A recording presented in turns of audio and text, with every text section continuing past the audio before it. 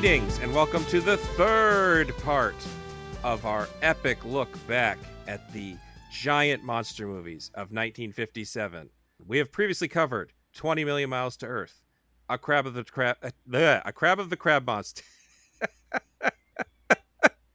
Attack of the Crab Monsters, The Incredible Shrinking Man, Kronos, The Deadly Mantis, The Monster from Green Hell, The Giant Claw, The Monster That Challenged the World, The Beginning of the End, The Cyclops.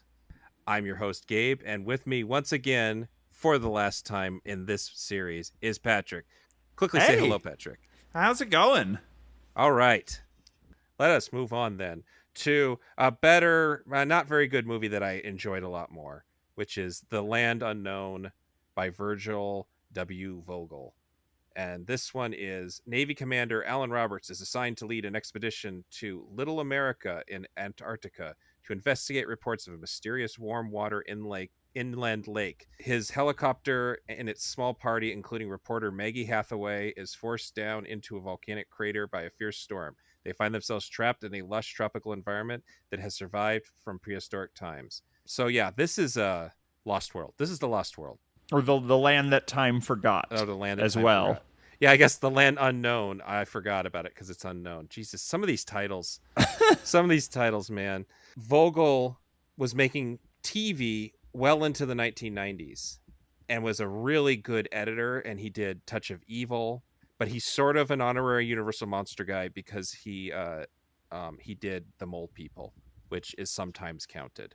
Those little figures that I have, the little blind box figures, included a mole person.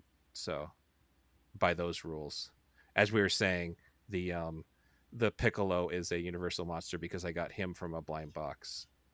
Those rules. I don't know if you even remember this conversation at this point.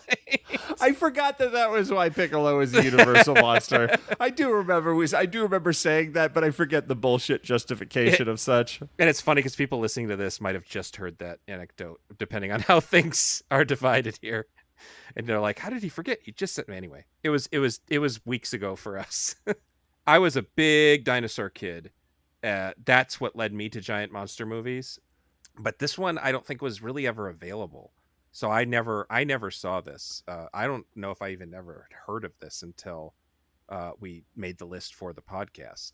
Yeah, it was part of a box set that collected a bunch of these Universal International 50 sci-fi movies. So it's like you would have gotten it along with the Deadly Mantis and stuff like that. But I don't think it got like a really proper solo release until fairly recently. It must not have had much of a VHS release either. If I never. No, it was. It was kind of neglected, I think, even in its day. I think this is a movie that it's by Universal. But the thing about this movie is they had ambitions for it, and then This Island Earth, which was a much more expensive, shot in color sci-fi movie, was a flop. And that is what led Universal to be like, you know what? Sci-fi isn't it anymore. And they cut the budget to this, and I don't think they did much of a release for it either. And it's also not very well regarded because it's not very good. So it's not like it built a cult following over the years or anything like that.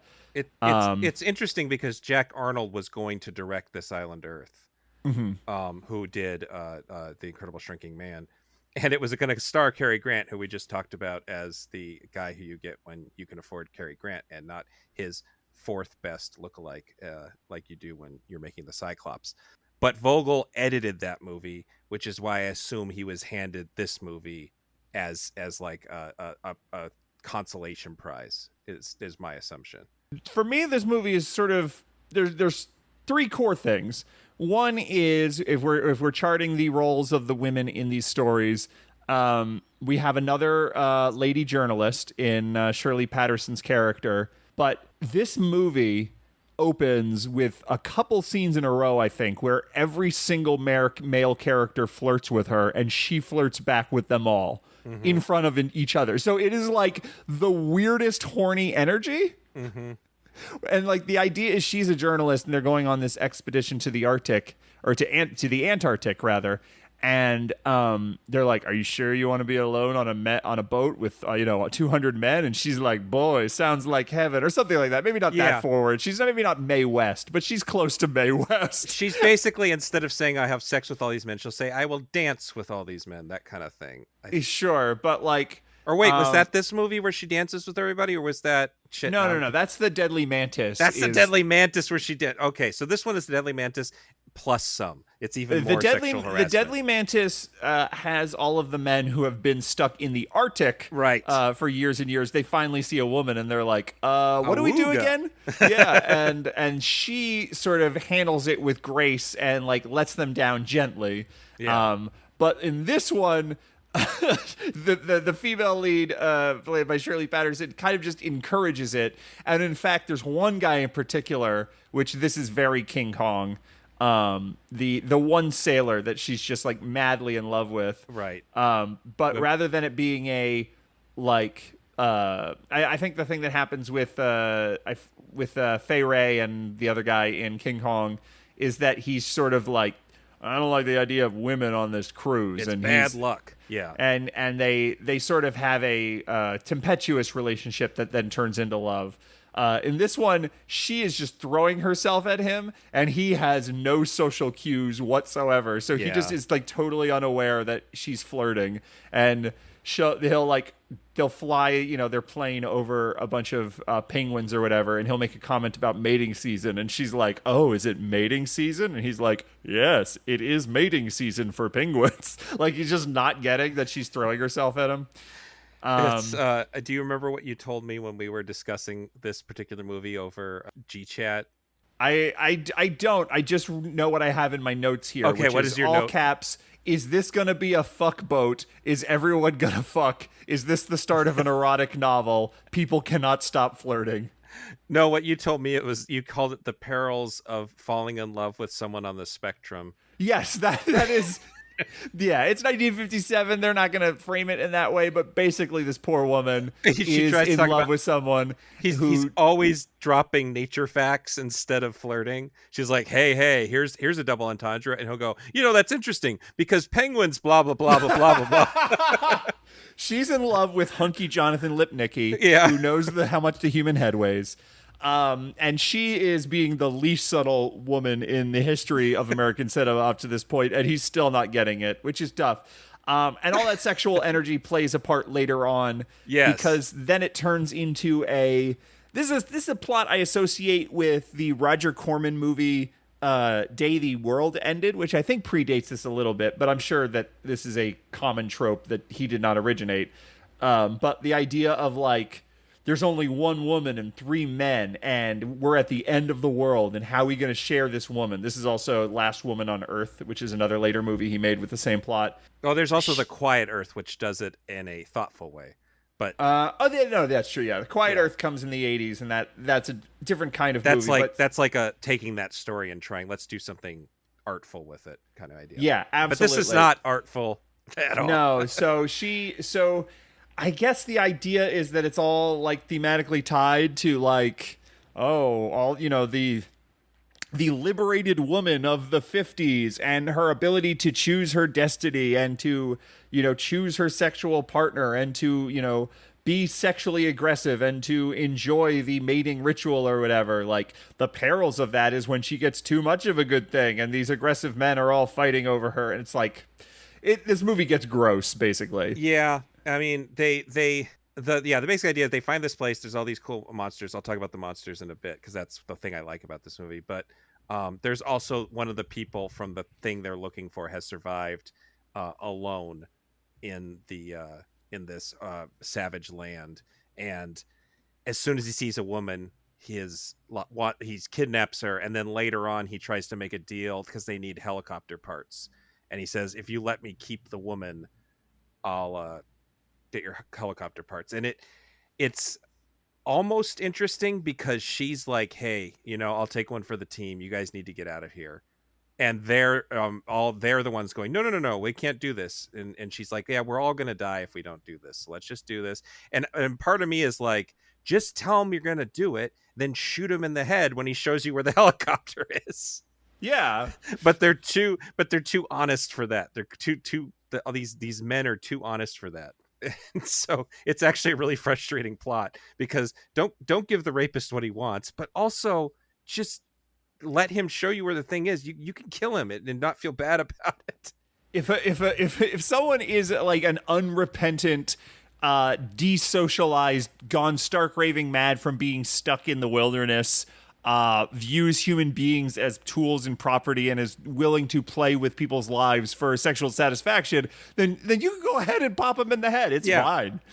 Like that's my moral stance. It's like he got trapped here not only with monsters, but a bunch of Ayn Rand literature, because he just goes on and on about this, like him being the apex person, and that he wants to stay here because there's nothing for him back in the real world and stuff like that. It's so the meme that went around recently where women were saying whether or not they'd rather be stuck in the woods with a bear or a man. Yeah.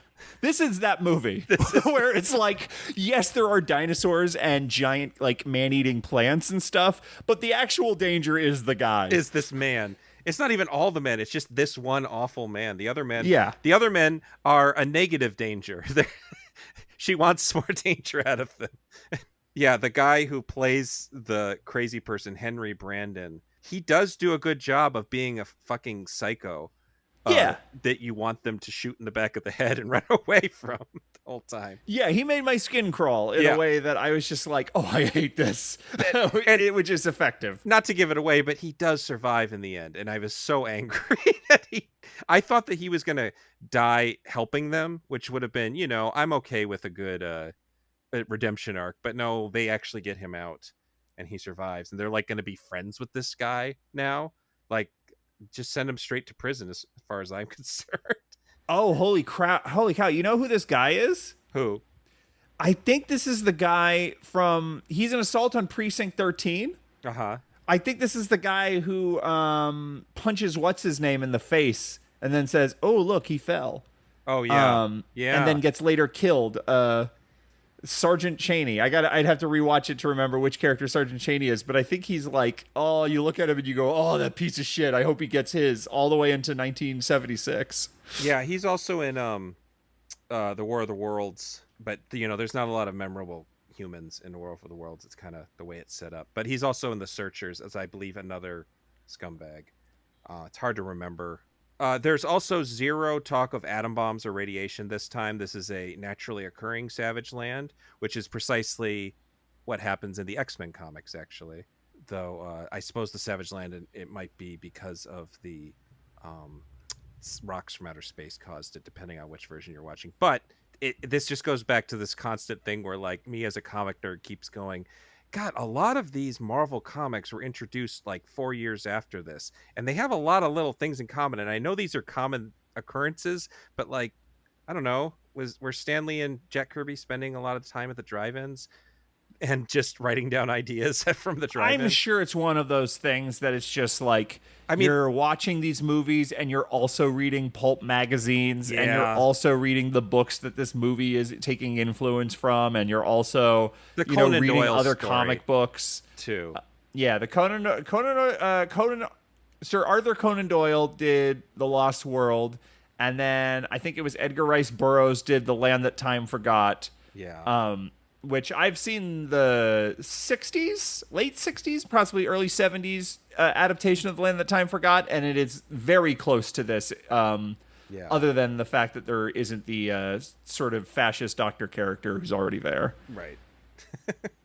But, let's say something good about this, and the reason to watch this is it's a smorgasbord of cheap effects techniques. None of them are done well, but they try everything. There is a static pterodactyl prop on a string. There's a slimy, wiggly, man-eating flower that I'm guessing is puppeted. There is footage of two big monitor lizards fighting. Again, it's not great to watch these poor monitor lizards fighting each other. And then there's a man in an Allosaurus suit that has an opening, closing mouth and eyes. Very funny looking Allosaurus. Ask me how I know it's an Allosaurus and not a T-Rex. How do you know it's an Allosaurus and not a T-Rex, Gabe? Has 3 fingers, not 2. dinosaur kid. My favorite is there's like some sort of plesiosaur sea dinosaur that keeps popping up, and it looks like it was probably the most expensive prop they made. Because it's like kind of life size, and it even though moves it's not very articulated. so slow. But they've set it up so that they can throw fire in its mouth without destroying the prop. So every time somebody fights it, they throw fire in its mouth.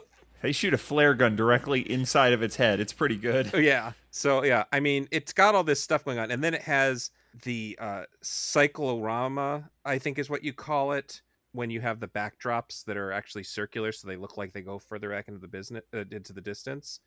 That mixed with the cinemascope, which they shot this in. I'm guessing they already bought the cinemascope back when it was going to be a more expensive movie.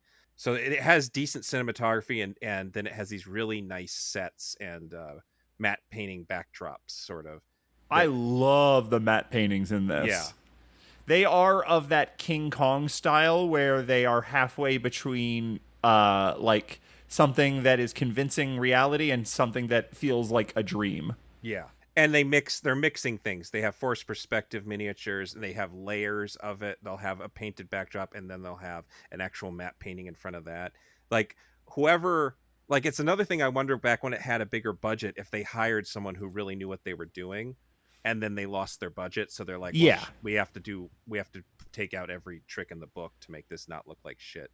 Yeah, I think it's one of those things where it's like, well, the sets are built, but the shooting schedule's been cut in half, so we're only getting 2 takes max any given scene. You know what I mean? This scene that was gonna be broken up into multiple shots is now just one master, and so is this scene, and so is this scene, and so there's a bad case of the flower attack, and I never ever noticed continuity errors, but they have only one shot of her getting attacked by the flower, but they need an extra shot of the flower sneaking up on her, so her hair is up all of a sudden and then back down and then up, and her shirt still has sleeves, because the way we show that they've been stuck in this hazardous environment is they just keep losing parts of their clothes, basically.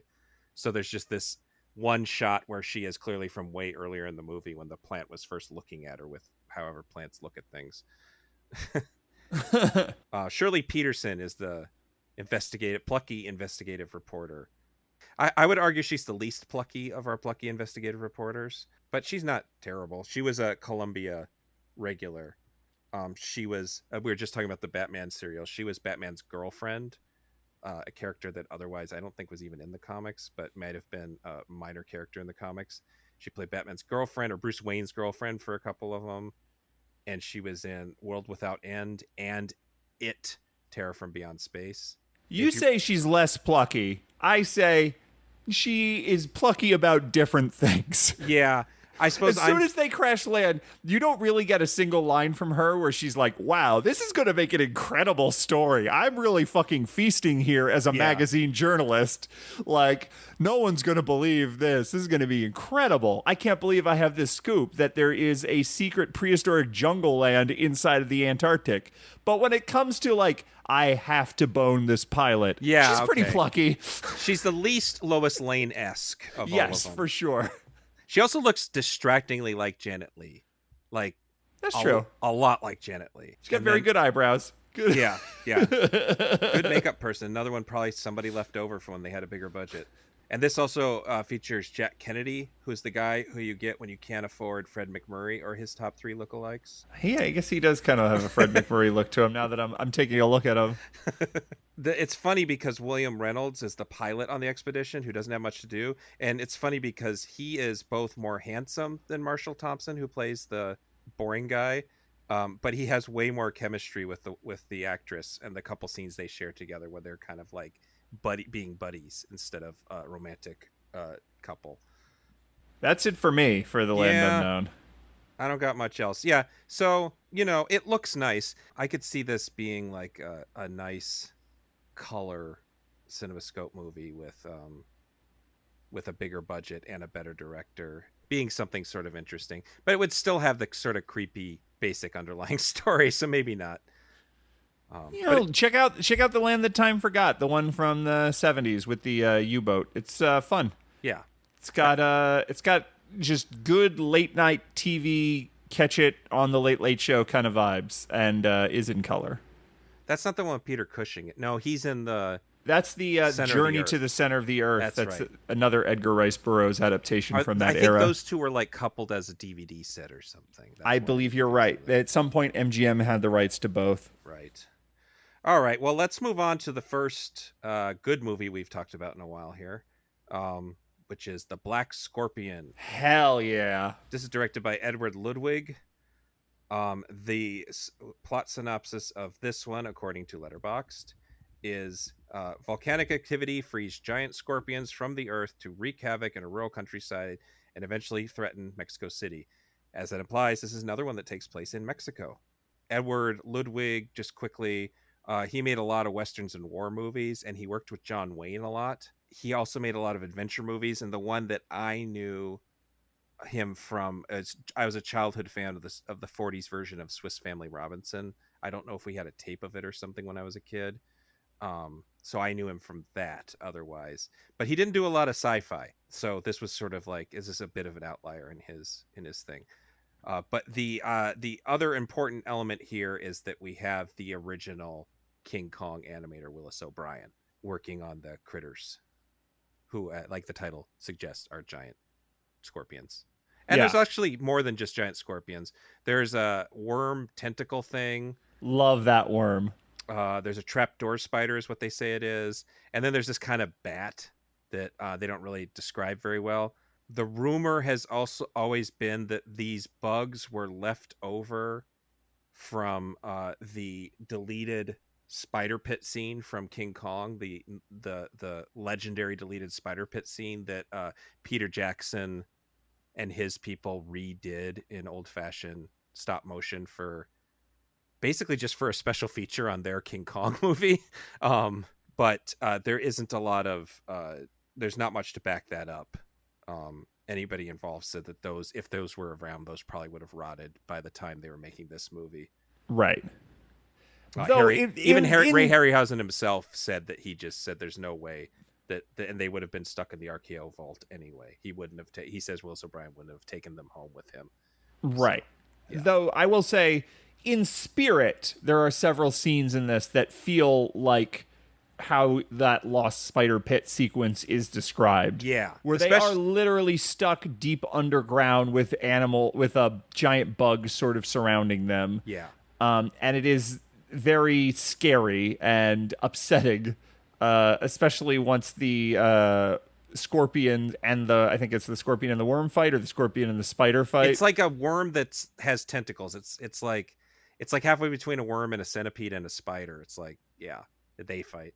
That, like, all of that stuff has this sort, because this movie is closer to King Kong than it is to some of the more sci-fi driven ones. Like, it has more of a swashbuckling nature to it. It's more of an adventure tale. It's got a little bit more imagination as to what the giant animal is getting up to. And those scenes underground in particular have a heightened, very scary atmosphere to them that reminded me more of King Kong than of like the beast from 20,000 Fathoms. That's also, unless I missed something, it's not a radiation or atomic leak that causes. These are animals that already live underground and are It's just a earthquake opens up a volcano and now they are free. When we were watching it, Christine. So it's really the Deadly Mantis story. Yeah. It's much closer to that. While we were watching this, Christine got curious and she did research and she discovered that the story itself, and I agreed with her when I read this, was probably based on the real life Paricotin volcano, which was an active volcano from the early 40s through 1952, and there's a lot of cases of it going off at inopportune times and messing things up. And there's some stock footage at the beginning of the movie that I wasn't able to place, but I was wondering if it was actual footage from one of these explosions that they were having. I would believe it. I thought the volcano stock footage was quite good. I really enjoyed it. And it's also the event. So on the Wikipedia page, it doesn't mention this movie, but it says it was the event that inspired the classic LA volcano movie, Volcano. Because it was near enough to Mexico City, I guess, that it was. But yeah, Volcano is not anywhere any at all otherwise similar to this movie. But and then I got curious and I looked it up, and the standard bark scorpion, which is what I assume they have in Mexico because that's what we have in the Sonoran Desert in southern Arizona. They can run, and I looked this up multiple times because it seemed insane to me. It claims they can run 12 miles an hour if they Ugh. really get moving. So Mm. normal humans are much slower than that. Like that's, I mean, like Usain Bolt can run faster than that, but that's like faster than most people can run at that little scale. So if you scaled them up to 50 feet, they could do like 80 miles an hour. It's Ugh. just, that really freaked me out because there are scenes in this movie where they go over long distances pretty quickly, and I was like, is that possible? And yeah, I think it would be possible if you had 50-foot long scorpions that they could just take the desert 80 miles an hour and go, from one place to another like a fucking jet plane. Well, not a jet, but like a very fast car. I am so scared of scorpions. Have you ever been stung by a scorpion? I did not grow up in Arizona, Gabe, But so I've didn't never you spend some encountered time in Houston? Houston. We did not have the scorpions. Are you sure? I bet there were. Not in my not. I never saw a scorpion in my neck of the woods in Houston. That's all. That's all I'll claim. But I think they are nature's worst abomination. They are so upsetting to me. They are. There's a lot going on. There's a lot going on. There's so much going on. It's like the I'm not particularly scared of spiders, but yes, of course, something with all of the legs makes you a little uneasy. But then it's also like, oh yeah, it's like the claws that make crabs kind of it's creepy. got fucking pinchers. And it's got like that armor that crabs have that make them sort of frightening. And then it's got of course, the tail, and it's like, scorpions. This movie's awesome, and like, Yeah. I think the scorpions, especially as photographed, like largely in silhouette. There's a lot of day for night shooting in this movie. Yeah. And so you get a lot of like very dusky deserts with these dark shapes crawling around, which I think probably helps make the special effects look even better, is because they're slightly hidden by the lighting. I think they are so scary. They are creepy the way O'Brien does them because they have that creep factor, but they also have this like scary monster factor. Like they Especially in the, not the O'Brien close-ups, but in the practical puppet mouth, that close-up of the face. It's got like weird eyeballs and like it's drooling. It God. It looks a little like the xenomorph, honestly, when it's in the close-ups. Yeah, it's pretty repulsive. I think that, but this one also has. It's not just that the effects are good, and there is some like the setup is really good. It's the kind of classic thing where this mysterious thing has caused destruction, and all the people are missing. We don't see like dead bodies everywhere. We just like, where are all the people? Where have they gone? Yeah. And we're kind of stuck with these two guys from out of town who don't know what's going on. They don't even know where they are, and it's like a really creepy setup. And there's a jump scare where they find a dead cop, and I think that it's a relatively effective jump scare. It must have like knocked them out of their seats in 1957. Yeah. I also like, if the curse of, we're talking about all these movies, if the curse of watching these movies is the just sheer volume of scenes of square-jawed, boring military men sitting at a table, having discussions about how to practically deal with things, and like, God, so many of these lead characters are so boring or whatever. The fact that we basically have two cowboys as the leads of this movie, that they have a little bit of that Fred Ward and Kevin Bacon energy from Tremors. Like they're kind of buddies, and they're kind of joshing each other and poking fun at each other and stuff like that. Like I was like, oh, thank God. Like I saw this movie. It came at the exact right time when doing research for this episode. And I'm just like, oh, I'm so happy I finally have one of these where like the characters are kind of fun and interesting and cool. Yeah. The white lead is Richard Denning. And I know him from Creature from the Black Lagoon. And he's in Creature with the Atomic Brain, which I just saw, but that movie was in one ear and out the other. I don't remember anything that happened in it. And then the cowboy scientist is played by Carlos Rivas, who I recognized. He's half Mexican actor from Texas. And being half Hispanic, half white, he plays all sorts of generic other people that non-white people. So he's in like The King and I. That's what Christine remembered him from. And he's in the original True Grit. But he's also in a mediocre B-Western that I really like called The Gatling Gun. But he's really charming. I like him a lot. Both the actors are really charming guys. Yeah. And then And later on, when we get to our female lead, we get a little bit of redemption from Mara Corday, because she was stuck in maybe the worst of all of these movies, The Giant Claw. yeah. Mara Corday, to be fair, Mara Corday playing a Mexican, I don't know. Yeah. I mean, But at least she gets like a better romance in this movie. yeah. And she doesn't do, I mean, she's supposed to be a Mexican, but she doesn't do like a goofy Mexican accent or anything like Yes. that. So like there's like the, she could be like part Mexican from other else out where. Yeah, she kind of gets away with it in a way you can't get away with anymore, but at the time I feel like the fact that she didn't have brown face and she doesn't do a dumb accent. So it's about as good as you can expect. But she's also good in it, and she's charming as well. Charming is just the word. They're like people you don't want to watch these people get killed. Yeah. And this was, this is another Warner Brothers film, and this was one of the chief strengths of them.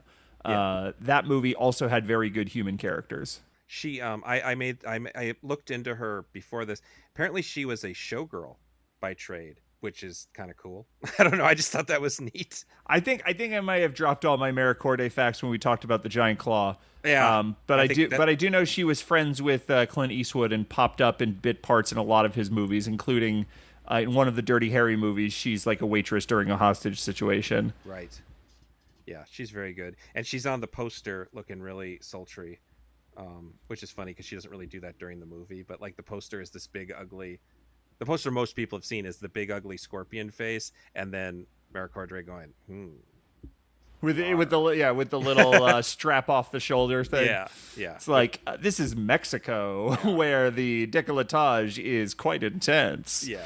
So Willis O'Brien did the stop motion with Pete Peterson, because Willis O'Brien was quite old at this point. Yeah. So I think it was sort of him directing with Pete Peterson actually doing the animation. The physical animation.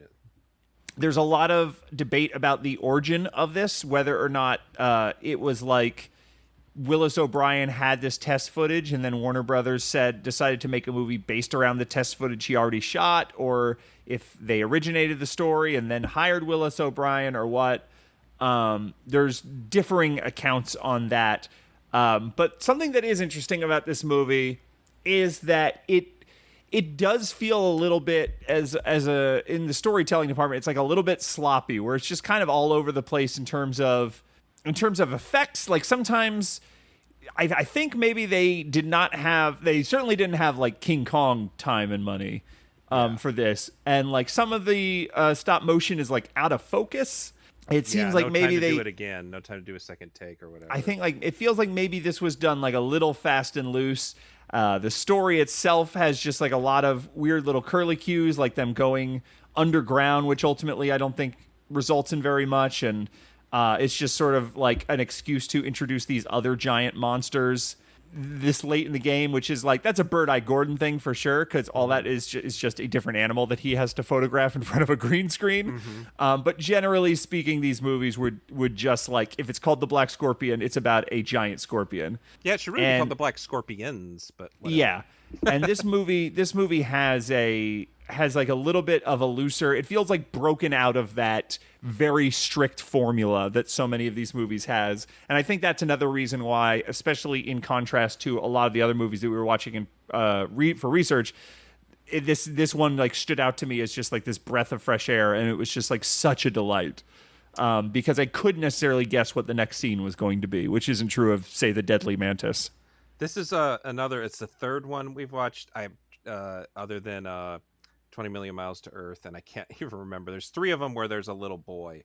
Yes, I was going to say the little boy in this is Juanito is very much I think it's Pepe in 20 Million Miles to Earth is the little kid, and that kid even wants to go to Texas and have his little cowboy hat and everything. Yeah, this kid is not trying to make money off everything that he's doing, but right. But he does go along when he shouldn't, which creates a problem, which is something that modern disaster and monster movies do all the time.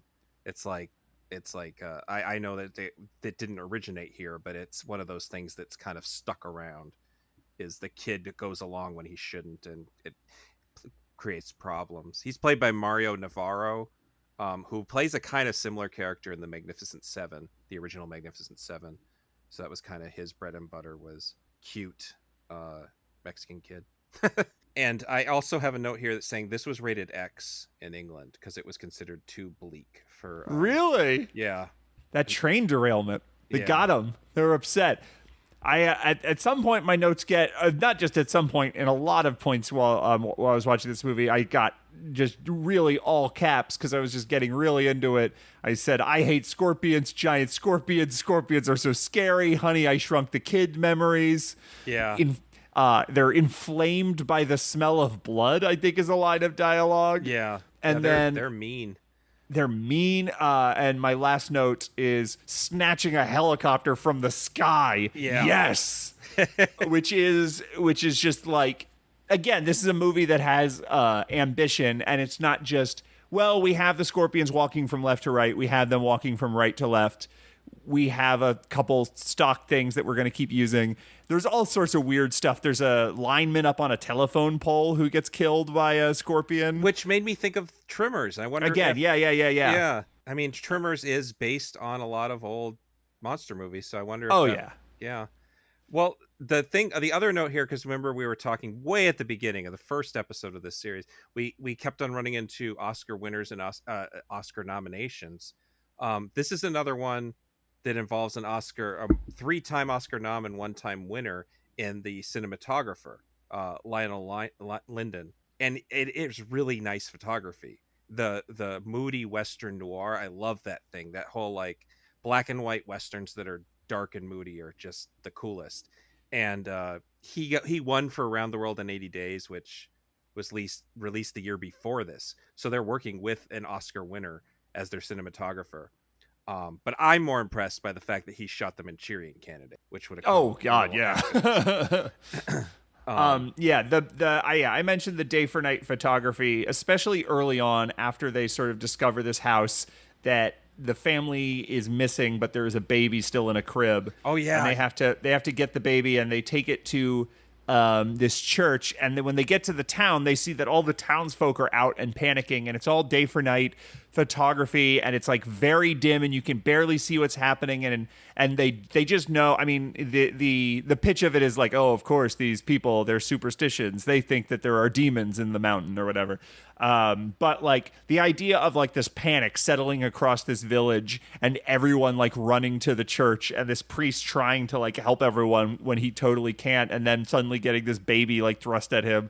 Mm-hmm. There's a certain ground level sense of panic that you rarely see. What you usually see is the military men encountering something, and then we see a newscaster saying something, and then we see people listening to the news, or we see crowds of people running from a high angle, and they run off, from screen left to screen right, and that's it. You know what I mean? But this idea of like this ground level confusion and panic sort of bubbling around before you ever see the scorpion is really cool. Yeah, I mean, the only other thing I can think of that does that is the original Godzilla has that sort of slow reveal. Yeah. That village in Godzilla, when they first see Godzilla peeking its head over the hill, and there's the one guy who's like, because the fishing isn't so good anymore, and there's the one guy who knows it's Godzilla, and everyone else thinks it's an old superstition or whatever. Yeah, it's cool. This is a cool, ambitious, dynamic movie, and I think it's a little rough around the edges in ways that it's like, is this better than them? It's sort of maybe not quite as good as them or something, because I feel like that's a more complete film. It's certainly, we're talking about like the original Godzilla. That's like the, that or King Kong, the original King Kong are like, neck and neck for hands down the greatest monster movies ever made. But the fact that you can even really realistically discuss it in that company and it's not that good, but it's still pretty good. And it's not a movie that is widely seen or talked about in the way that Them or Beast from 20,000 Fathoms or 20 Million Miles to Earth and all those Harryhausen movies are talked about. Like, people don't really, I think the Black Scorpion has not yet been rediscovered, and I don't know if like the new audiences for cult films have a taste for 1950s sci-fi or whatever. I don't know if this can get rediscovered the way some other movies do, but it does feel like it deserves a reputation that's greater than what it has. Well, I actually want to close this out. That goes into something a little bit of a tangent. Is the way that most people see this movie is from Mystery Science Theater 3000. I sometimes really resent that series. Yeah. And I don't blame them, but there's multiple generations of people like Gen Xers and a lot of millennials kind of think that B movies are only worth mocking, Right. which I don't think was their intent. I don't think that was Mystery Science Theater's intent, but it's a case where this movie doesn't deserve that treatment. That happens every once in a while. Another one is the Danger Diabolic episode. Makes no sense to me because that movie's already a comedy. And so that movie is misconstrued by people who don't care, which again, you shouldn't have to care about Mario Bava movies. That's not the statement I'm trying to make here. But it's people who don't care about Mario Bava movies think that we're making fun of a movie that's already supposed to be funny. And this is a case where, there are cheesy, silly things that you could make fun of. But I don't think this movie deserves that treatment. I think it's okay to make fun of any movie.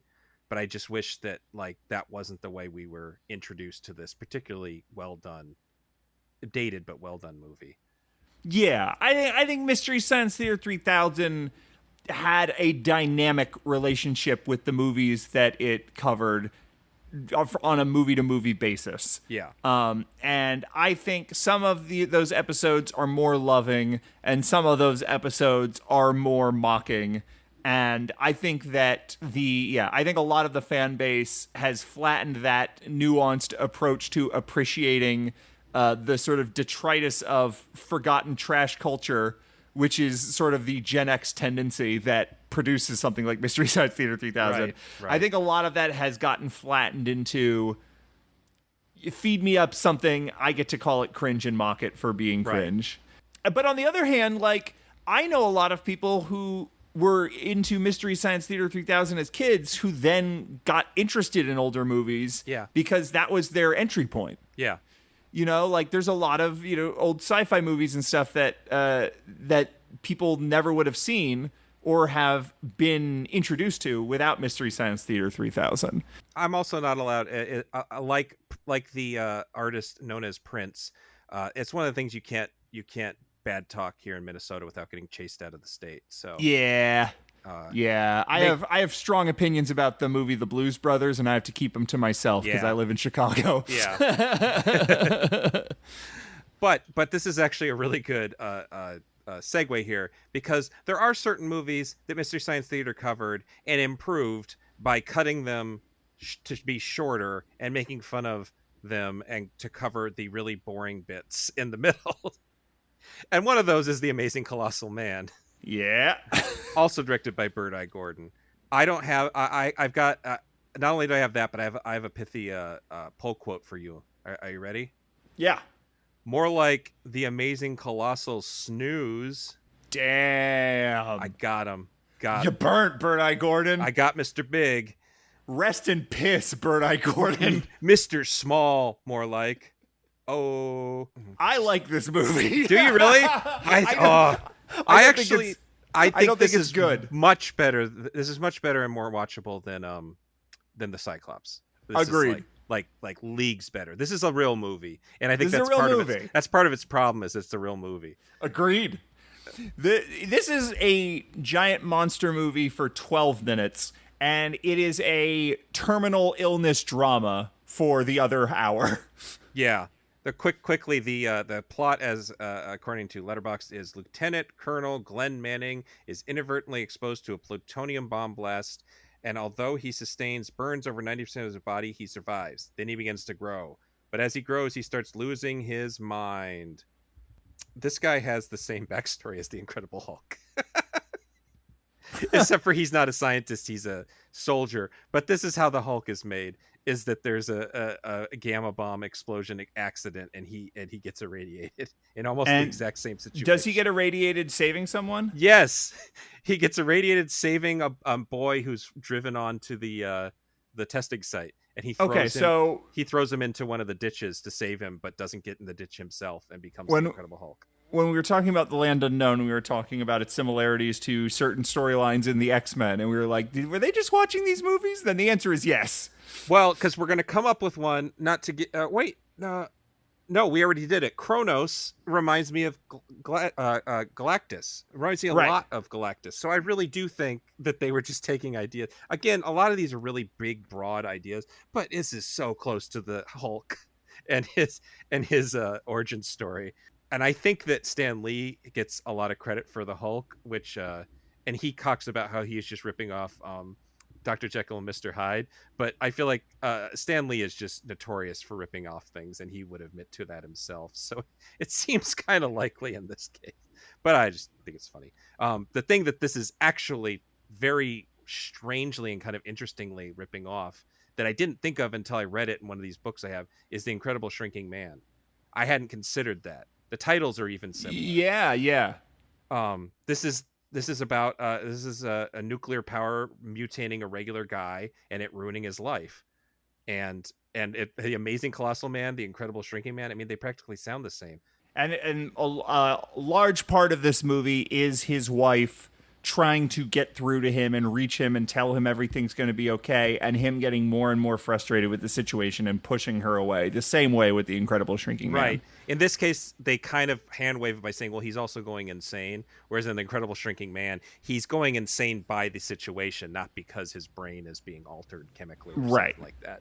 This one, they try to give him a little bit of an out as a human being, make him a little less villainous, or antagonistic. Which makes him less interesting, honestly. But anyway. Yeah.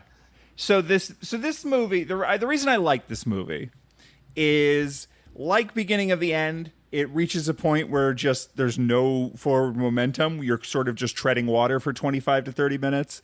But up to that point, I think the effect of the blast on him and his like sort of skin coming off, and the makeup effect of him in the operating room and his badly radiation damaged face is amazing. And then from there, we're following his wife and this very noirish. This movie feels in a lot of ways like a throwback to like the 40s or something. The lighting, the shadows, the interior monologue, the flashbacks. I think she gets flashbacks and he gets flashbacks. That all feels like a very internal psychological Laura sort of a thing. There's a little bit of like The Lady Vanishes of where she goes to the hospital one day and they all tell her that her husband isn't there and has never been there. Yeah. I always associate that with Bunny Lake is Missing, the Otto Preminger movie, but Bunny Lake is Missing came after this, so we'll tie it to The Lady Vanishes. Right. But like that is like an interesting story to suddenly happen in this giant monster movie. You know, it's got you're a fucking 6-year-old boy and you put down your 5 cents to see The Amazing Colossal Man. To suddenly have this like story of gaslighting is very interesting and funny. And again, I think this is, if Bert I. Gordon taught himself how to make movies, this is his 4th movie in very short period of time, and he has improved. There are scenes where it's like there's depth of frame and the camera moves to do different setups, and I don't want to oversell this as being like up there with a Laura or like the greats of noir. Like Bert I. Gordon is not secretly some like Otto Preminger, certainly not, but I do think that it at least is more of a real movie, and it doesn't feel like it doesn't feel hostile towards its audience, which sometimes the Cyclops does. And I will also say that I think that a lot of these movies live or die on the scenes of scientists explaining things. And I think these are particularly inert scenes of scientists explaining things. But like you said, the scenes with his wife, the dramatic scenes, they're really over the top, but they're compelling in a way that nothing else is compelling in this movie. I like the idea of taking it that as seriously as they do. Yeah, it's basically like a terminal illness movie where they know that he's going to die at a certain point, and he sort of has to deal with this knowledge of his imminent mortality and how it affects his relationship with his loved ones and everything. Like, it is kind of a dark victory, Bette Davis, a dark victory sort of a situation or something like that. But then at a certain point, it's like, we paid money to see the Amazing Colossal Man. So he just sort of goes crazy and sort of walks around and does some stupid giant monster stuff where he like picks up artifacts from Las Vegas. Though I do like, again, there's even some wit to the idea that Las Vegas's giant signs and billboards and neon and flashing lights of like the giant cowboy or the there's like a Maharaja on top of one of the casinos or whatever. And I do like the idea of contrasting this, this mutated man who is going crazy with these like kind of smug figures advertising these casinos. It's definitely something that Honey, I Blew Up the Kid stole from. Oh yeah, Honey, I Blew Up the Kid which was written by Stuart Gordon and Brian Usna, or at least the treatment was. So, they definitely saw this. Honey, I Shrunk the Kids is also like, well, we can do them, and we can do the Black Scorpion, and we could do all these other little. We could do the Incredible Shrinking Man. That was going to be a Stuart Gordon movie. Both just. The idea of that is always so interesting to me, and that then Honey, I Blew Up the Kid, if I'm remembering right, was actually released around the same time Society comes out. So I'm a little happy that he didn't do it because I feel like there would be some sort of hint that Wayne Shalinsky has like a kinky sex life or something. Yeah, there would be. Yeah. And then we got to see what he tried when he tried to make a kid-friendly adventure movie, and it was Robot Jocks, and it was very strange. And that was supposed to be a kid-friendly. Yeah, it was PG.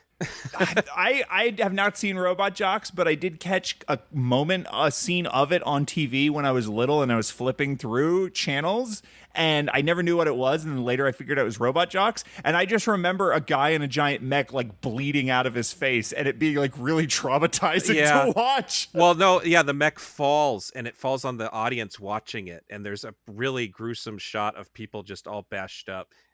And I think that's, if I'm remembering right, that's where Jeffrey Combs has his cameo. There's also a butt shot, which like I remember renting Robot Jocks and like, oh fuck, that was a naked butt. Hopefully my mom didn't see it. Which is funny because that was like the one thing my mom didn't care about. She didn't care about language or nudity in movies. She just didn't want me seeing sex or violence. So it wouldn't have bothered her. But yeah, I think Joe Johnston was the correct person for Honey, I Shrunk the Kids. Yeah, absolutely. I think Amazing Colossal Man it doesn't work really. I find it, I guess I should say, when I say I like it, I should say I find it endearing. Yeah.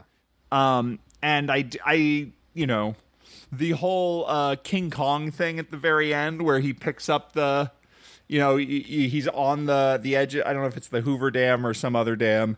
I think it's Hoover Dam, probably. He's like on the edge of the Hoover Dam, and he like picks up his wife and doesn't recognize her, and then puts her down, and then falls down, and like, I think all of that, and he there's a big long shot where he's falling into the dam, that's very silly looking, but is reminiscent of Kong falling off the Empire State Building. I like all that stuff. Yeah, I did find it interesting that they go out of their way to say this is a plutonium bomb.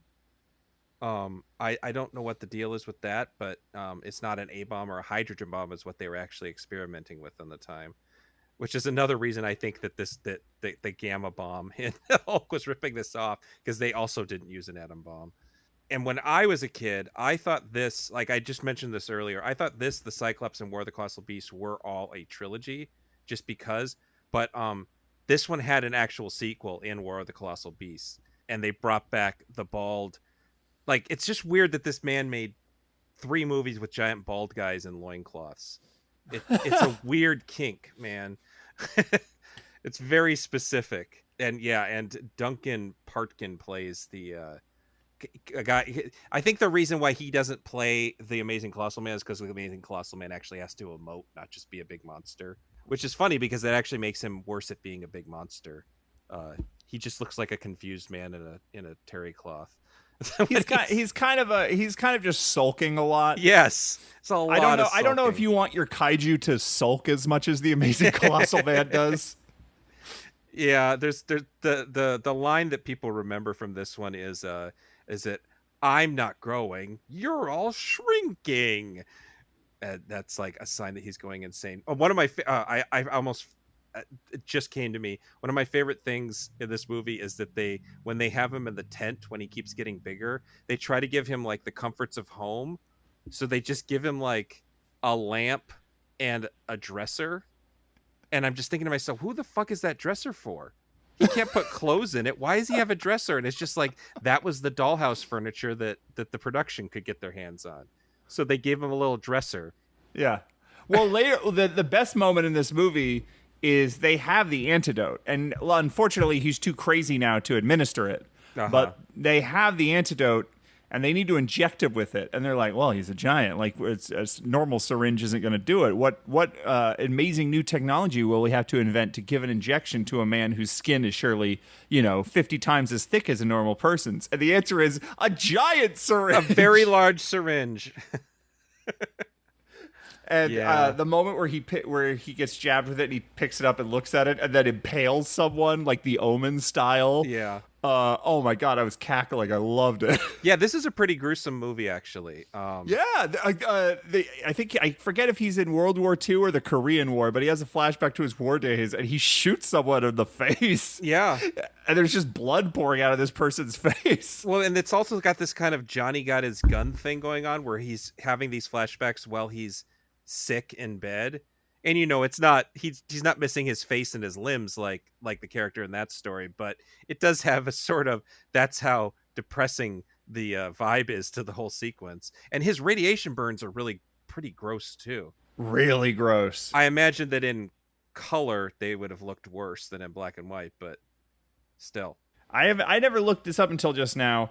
The Wikipedia claims that Roger Corman was originally going to be director, and regular Roger Corman collaborator Charles B. Griffith wrote a comedic version of this. Well, that's funny because there is a comedic version of this. What's the comedic? Attack of the 50-Foot Woman. Oh, yes, of course. Yeah, Attack of the 50-Foot Woman is its own weird thing that unfortunately came after 1957, so we don't get to talk about how accidentally almost hitting an alien with your car gets you giant. Yeah. That is a bizarre movie. It is. But I think that one's supposed to be kind of funny. I've always been under the impression that it was. Yes. I can't recall if I've already talked about this, but part of the downfall of the subgenre is when they start to do parody, and I think Attack of the 50-Foot Woman is 58 or 59 and is like a pretty clear indicator of what audiences thought about these plots by then. The funny thing is the lead doctor from this, William Hudson, who is the guy you get when you can't afford Fred McMurray, his three best lookalikes, or Jet Kennedy.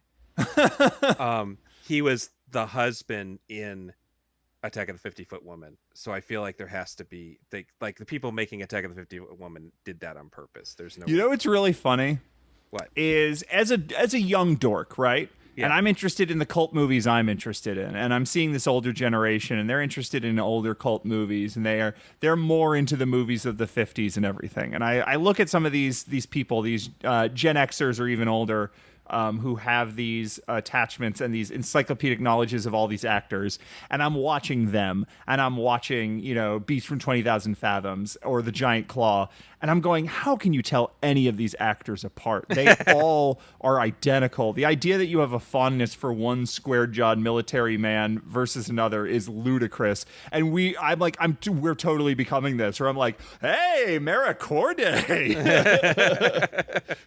Gloria Talbot. All right. It was so funny. I don't think I talked about this, but I had a Facebook friend who's a lesbian who was complaining that she can't get into classic films because there's always some rotted husk of a man with Grace Kelly as the love interest. And I was like, that's what every one of these movies feels like. Yeah. When you're watching them, is like, here's a beautiful woman and a man who looks like a fifth-rate Fred McMurray, who already isn't exactly the most handsome man in the world, and kind of his appeal is that he's not the most handsome man in the world, but we're going to pretend he's attractive here. I don't know. That's definitely the monster that challenged the world. Yes. God, fucking. I was just listening to the edit on that, which will probably be on the other one. But I couldn't remember Mickey Rooney, but that man is just Mickey Rooney, as Mickey Rooney as an adult, and he doesn't like it. Okay, so back on topic. Monolith Monsters. Talking about Yeah. I should just. Kathy Downs is the sad wife in this one, and she had just made Sheet Creature for AIP, like just before she made this, I believe. And then I already said who the lead doctor is, William Holden. There's Larry Thor is in this, and he was an accomplished actor, but he was mostly a newscaster and narrator, so he has one of those voices that you recognize first. And Hank Peterson from Green Acres and Petticoat Junction has another cameo in this one, and he does the classic gag where he sees the colossal man and he's drinking. Yes. Looks at the bottle and says he swears off liquor. I'm not prepared to say this is the first one, but it's got to be up there. It's got to be up there. It feels like something that maybe Looney Tunes made up, honestly. I could see that. Maybe the Michigan J. Frog inspired someone to put down the wine bottle. It's actually the only joke in the whole movie, basically. True. Well, let's move on to another good one. And this was another big surprise. This one and Kronos and Black Scorpion, and to a lesser extent, Deadly Mantis were my four surprises. Like four movies that I had never seen that really stuck out. I'm in the same boat all the way. I had not seen any of those four, and I think they're all good. And Monolith Monsters is the one that you discount just reading the synopsis. So why don't you read the synopsis and have the people hear what an exciting story Monolith Monsters has. Rocks from a meteor which grow when in contact with water threaten a sleepy southwestern desert community. That's all we get. Growing rocks. Just rocks. Just some rocks. No faces. Nope. Not rock people. Nope. Not rock monsters. Not what were those things called? Inhumanoids. They're not inhumanoids. Not inhumanoids. They're not rocks sent from outer space by intelligent aliens. No. They're just something that shouldn't be on our planet. Sherwood was a second unit guy, and he only directed 3 movies. This one, Raw Edge, which is a Western that I've never seen, and The Creature Walks Among Us, which is the second Creature from the Black Lagoon movie, I think. Yeah, that's the third in the series. So second sequel. You're the one who's supposed to know this, Patrick. You're the Universal Monsters, but then again, we just had this conversation about how Creature from the Black Lagoon isn't a Universal Monster. So yeah, okay. In my view, that cycle ends in 1949. Right. This Monolith Monsters was a double feature with An Incredible Shrinking Man, which is a pretty good double feature, I think. Hell yeah! And Jack Arnold did the original Creature from the Black Lagoon. So I assume there's part of me that wonders if he was going to direct this at some point. And the story is by him. Yeah, that's right. And he wrote the story. So that makes me wonder if he was going to direct this and then passed it off to the guy who did the sequel to his movie because he liked what he did or so. I don't know if Jack Arnold had any real impact on the Creature sequels, but one might think that they at least asked him to make them. What was Jack Arnold's career post Incredible Shrinking Man? Because Incredible Shrinking Man was the kind of thing where it was sort of the high watermark for sci-fi at Universal, and also like the beginning of the end because they started saying, you know what, these sci-fi movies are more trouble than they're worth. As we talked about with The Land Unknown, with that budget getting cut. I mean, he did The Mouse That Roared, which is a personal favorite. He does I see a couple. Oh, so he did dramas. The Space Children, Monster on Campus. So he wasn't done with. He did some episodes of World of Giants. Okay, so he wasn't done with sci-fi at this point. So it's not that he outgrew it. But he also did a lot of action, adventure kind of stuff. Apparently, he made the Rowan and Martin at the movies. I don't even know. Is that them just talking about? Yeah, I don't care. Suck it to me, Dr. Zhivago. Yeah. This is a movie that has a very dull premise, dull sounding premise, which is just what if rocks kept growing, you know, like those crystal sets you get from the science store at the mall. Which is pretty sure what the effects are in this movie. It's just those things you get. But it has a certain integrity to it that is very admirable, where it cares about the characters and it cares about making you care about them. And it is all about this setting. It's all about the small town. It's all about the people who feel trapped there. It's about the former salt mine that used to be there. And the geologist, I think, is the specific branch of science that this person works at. Mm-hmm. like feeling stuck in this small town. He's in love with this little school marm, but they have this will they won't they romance to it, and all of that is not just filler, because this is all happening simultaneously with like the very first shot of the movie. Well, actually, the beginning of the movie has some really funny Ed Wood style narration. My favorite line is "from time to time, from the beginning of time," which definitely sounds like something that Creswell would say at the beginning of Plan 9. Yeah. From time to time, from the beginning of time. So it's got one of those like open narrations about science or, whatever that a lot of these movies have. But the meteor crash lands in this area, and we see one of those rocks, and the camera pushes into it, and a car stops over it, and water from the carburetor drips onto it.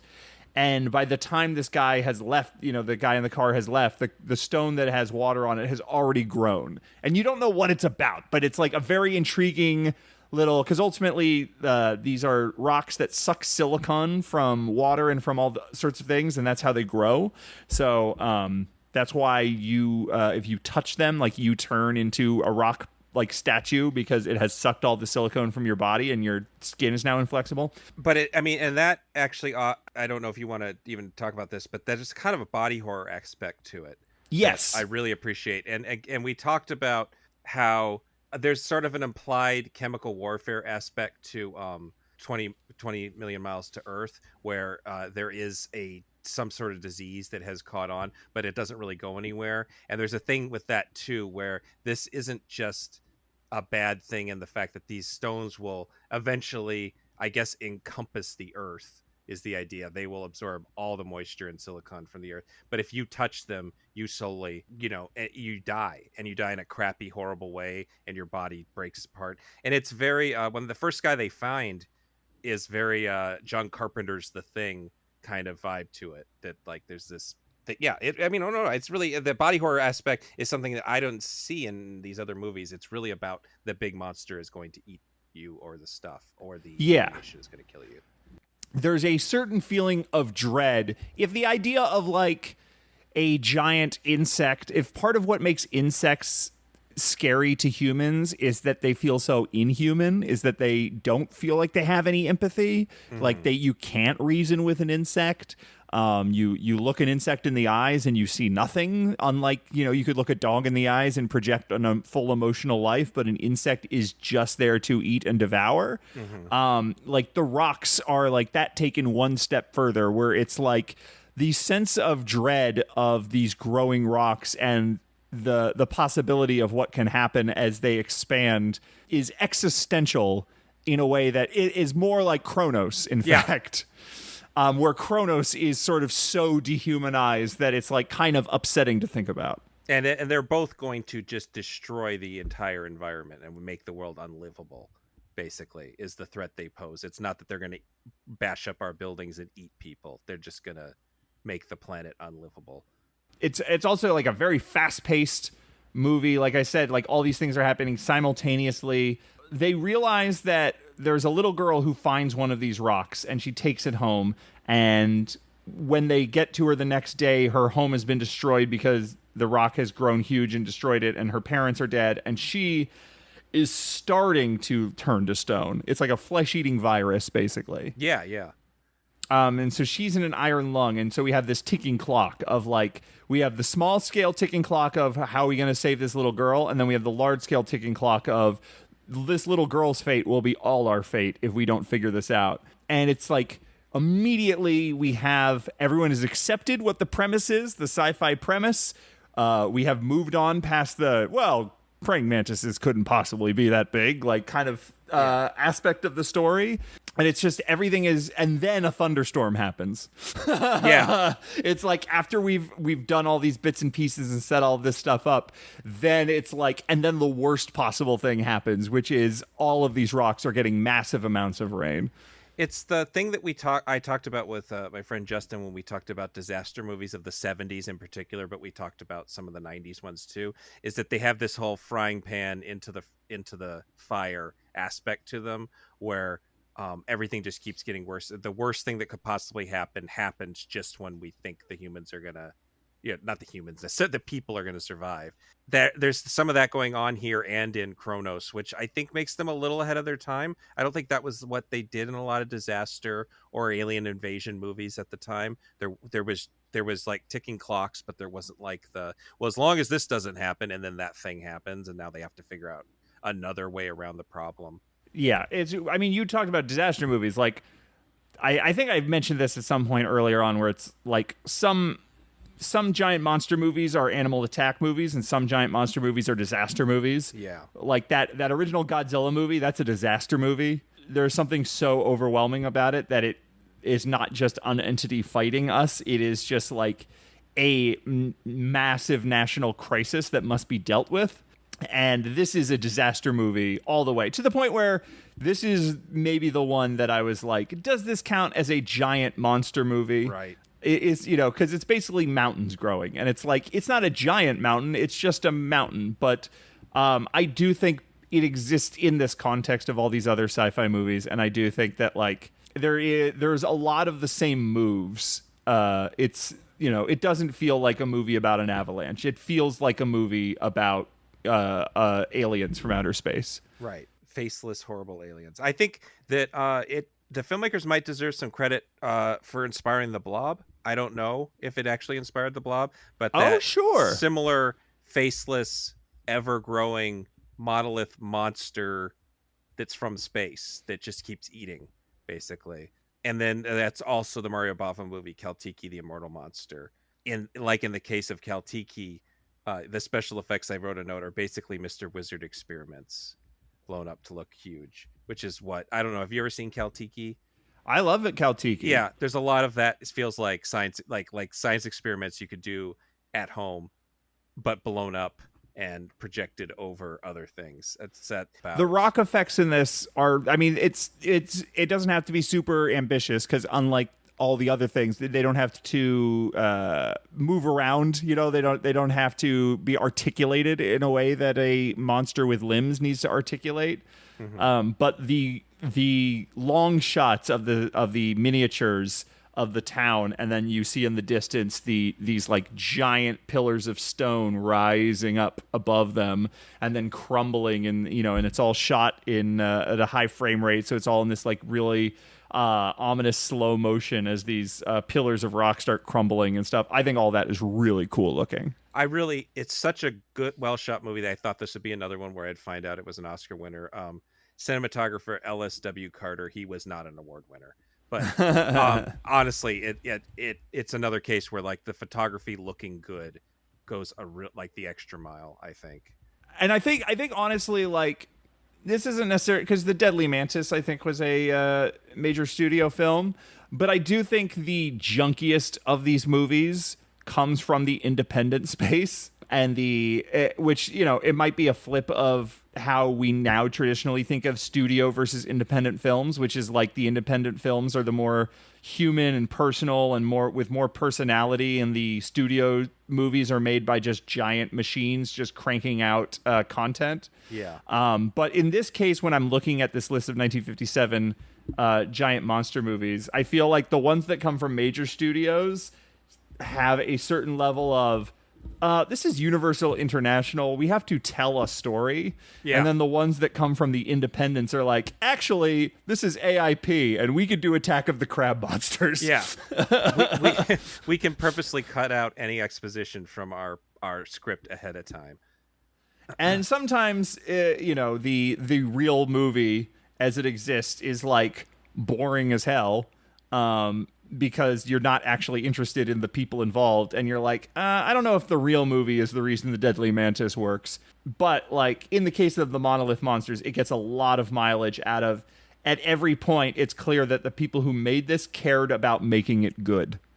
Yeah, just before I forget, the trivia thing is you're talking about the special effects. The two big special effects that aren't Mr. Wizard experiments are from other movies. The meteor crash is from It Came from Outer Space, and the dam explosion is from something called Born to Be Wild.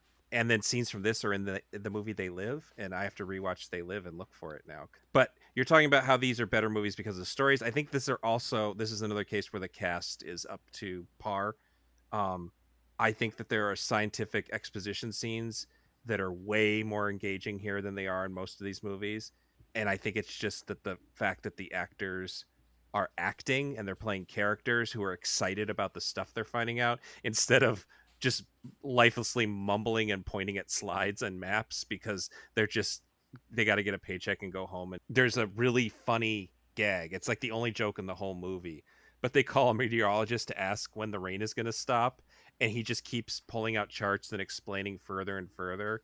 That kind of makes me think they were making fun of these other movies where it's like, and then this is going to happen, and blah, and it's just the boringest shit in the world.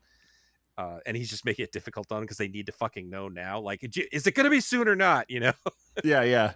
I think that's something that like this shares with the Black Scorpion is like usually these existential threats are dealt with from the top down, where it's just like we have all the top military brass sitting in a circle on a table. And then we have the main scientist sort of giving a presentation to them with charts. And in this case, it's specifically like, oh, I know what's going on and you know what's going on, but if we let anyone else know what's going on, it's going to be mass hysteria. So let's just keep this under our hats. And even at a certain point, like the California Highway Patrol are sort of involved, and they're like, what's going on? And they're like, it's okay, just give us your radios. Don't worry about it. We're still in charge here, even though you are like the highest government authority in this point. But like just let us use your radios because we need to get the word out about this and that. And then at some point, there's like a little grassroots thing where all of the little paper boys are all like riding their bikes around. They're like, come on, fellas. More little kids that just want to get paid. There's a whole. Oh, that's right. There's a moment where one of the kids is like, we could help, but it would be a lot better if you gave us some money to help. Total Pepe moment. Yeah. You know what? At that exact moment, what I wrote in my notes was, it dawns on me that all these kids are baby boomers. And maybe this is why they ruined the economy. Maybe we let them think that it was too important to make a dollar rather than helping the community overcome the monolith monsters. Maybe there was a problem here with the way the world was working at the time when they were little kids. They just came about in a time of economic prosperity, and that was what the world was to them. Yeah. Oh. Yeah. I don't know. It just was a theory I came up with. It makes sense to me. I mean, part of the fun of this whole podcast series is to look for the unifying themes in these films and the subtext of which there's quite a bit in this movie, but they don't go into like nukes or anything like that. But there is an interesting moment during the climax that they might not be able to save the world because the dam they have to blow is privately owned and there's a lot of equity in it, and there isn't enough backlash to consider like this kind of a political statement, you know, but there is sort of a moment where they just say, well, we're just going to blow it up anyway. Yeah. Because we don't have time to ask their permission. And it's there's not a lot of, nothing really comes of that, but there is a moment where the world might come to an end because we have to get permission to blow up this dam that's owned by a private company. The solution to this ends up being a saline solution, which is if they rush a bunch of water through salt mines, it'll create salt water, and the salt water will stop the growth of these rocks. Which I suppose means the rocks would stop when they got to the ocean. Huh. But I didn't think of that until right now. I guess it would just ruin all of North and South America. Also, it might go over the Arctic. Yeah. Oh, that's a good point. But at any rate, the original script for this movie actually involved the Salton Sea, which is the setting of the monster that challenged the world. Right. And originally it was set around the Salton Sea, and they had and the climax was like people with dump trucks like filling up with salt water and bringing it out. And then at a certain point, cooler heads prevailed, and we're like, that sounds like a lot of extras. What if we just use stock footage of a dam bursting? And it's like, from all right, good enough. We already own. Yeah. Another very interesting thing about this movie is its male lead is Grant Williams from The Incredible Shrinking Man. And that's right. A completely different character in this. He goes from this like sad wretch who is really hard to like in Incredible Shrinking Man to this really sympathetic, likable, almost jovial guy for a lot of the movie. He, when things get bad, he gets pretty serious, but he's just generally more likable, and it really helps. They don't. I don't remember. I was listening really hard because I don't remember them ever saying he was a geologist, but all the plot descriptions say he's a geologist. I was under the impression that the other guy he works with is a geologist, and that he does some sort of like work at the state park, like he's like a ranger, is what I was under the impression of. But I guess Possibly. I could have it wrong. I think it takes place in a fictional town too. I don't think it's a real place that it's supposed to be in like out rural California is supposed to be, I think, where it's supposed to be taking place. And then the female lead is a teacher. That doesn't happen here, but that is one of the jobs that women are allowed to have in these movies, is a teacher. Yeah. So that kind of reminded me of The Birds. Oh, sure. That this is kind of like that love story that we have only implied in The Birds, with it that has fallen apart off screen before we meet the characters. She doesn't have a lot to do, and she kind of becomes a stand-in mother, which is a thing we have. It's similar to the thing in Monster That Challenged the World, where there's a single mother, and we have to feel sorry for her because she's a single mother, but that's the only thing that can make her a viable romantic partner for the lead, is that she's not already married, I guess. We went into that when we talked about that. It's possible the little girl in this movie was inspired by the little girl in Them, who's encountered the ants but has been sort of rendered catatonic by the trauma and can't speak. And the thing that having her as a school teacher does is sort of like bring all of these relationships closer knit and make it feel, have that more small town feel and have more immediate emotional stakes, rather than like, I'm a police officer and I found a little girl and it's my duty to help her. Right. Which again is like part of the whole personality of this movie. And it's more interesting to have her not be the parent, honestly. Yeah. I don't know if that was just a way like having her be a divorced parent or a widow would be too weird. Let's not do that. But I think it was really just that they thought it was more interesting to have her be the teacher. She's played by Laura Albright, who was Edie Hart on the Peter Gunn TV show and was in a bunch of Peter Gunn movies, spin-off movies and stuff. And related to that, the score here, which is particularly good, was partially composed by Henry Mancini, who made the Peter Gunn theme, as well as the Pink Panther theme and Moon River and the love theme from Romeo and Juliet. So a lot of good shit going on there. There we go. We got an Oscar winner.